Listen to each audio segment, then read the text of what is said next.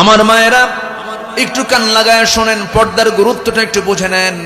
ফাতিমা যখন দুনিয়া থেকে বিদায় নেবেন, স্বামীকে ডাক দিয়ে বলছেন, স্বামী আমার বুঝে বিদায় লগন চলে আসছে, আমি মনে হয় মারা যাব, কিন্তু আমি যদি দিনের বেলা মারা যাই কাউকে বলবেন না, আস্তে করে ঘরে আপনি আমাকে শোয়া রাখবেন।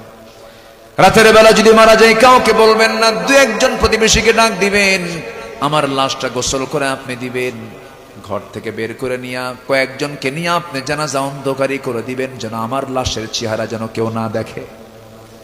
আমাকে দেখতে না পারলেও উপর থেকে কতটুকু লম্বা, কতটুকু চিকন, কতটুকু মোটা অনুমান করবে, আমার পর্দার খেলাফ হয়ে যাবে। রাতের বেলা কয়েকজনকে না জানাজা দিয়ে দিবেন, আমাকে কবরস্থ করবেন।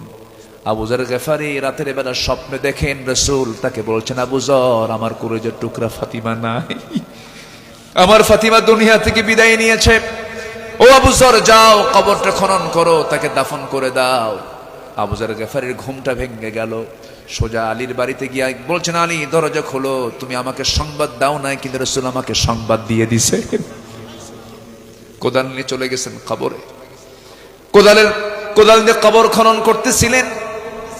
এই আবেগী সাহাবী, ইনি খুব আবেগী সাহাবী ছিলেন।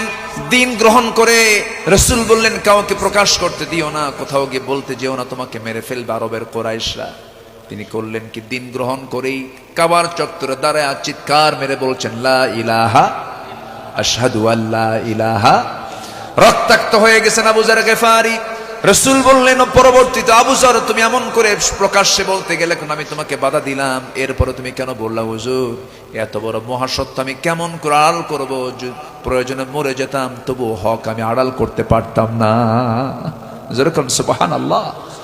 কবর খনন করা শেষ হলো, কবর খনন করে সেখান থেকে বের হয়ে আসলেন। আবেগ আপ্লুত হয়ে, কবর তো কথা বলে না, কবরকে লক্ষ্য করে শুধু বলতেছেন, কবর রে, আজকে তোর মধ্যে যাকে রাখতেছি সে কিন্তু সাধারণ কোন নারী না, হাসান হোসেনের মা, কলিজার টুকরা, বিশ্বনবীর একমাত্র কলিজার টুকরা মেয়ে, জান্নাতের সমস্ত মহিলাদের সর্দারিনী খাতুনে জান্নাত ফাতিমা।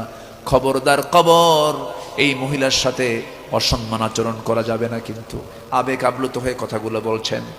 ভেতর থেকে তার কানে আওয়াজ আসলো, এগুলো কোনো কিছু আমি জানবো না, চিনবো না, বুঝবো না। আমল যদি ভালো হয় ভালো কথা, আমল যদি খারাপ হয় কবর তার আসল আচরণটা দেখায় দেবে। এক প্রান্তের মাটি অপর প্রান্তে যাবে, অপর প্রান্তের মাটি অপর প্রান্তে গিয়ে সব একাকার হয়ে যাবে। এই জন্য আমার বন্ধুগণ, সেই কবরের সবাইকে আমাকে আপনাকে যেতে হবে। আমার মা, আপনার জীবনটাকে সুন্দর করে সাজানোর আগে 1 নাম্বার হলো আপনার চামড়াটা কারো কাছে দেখাবেন না, আপনার সৌন্দর্য কাউকে দেখাবেন না। স্বামী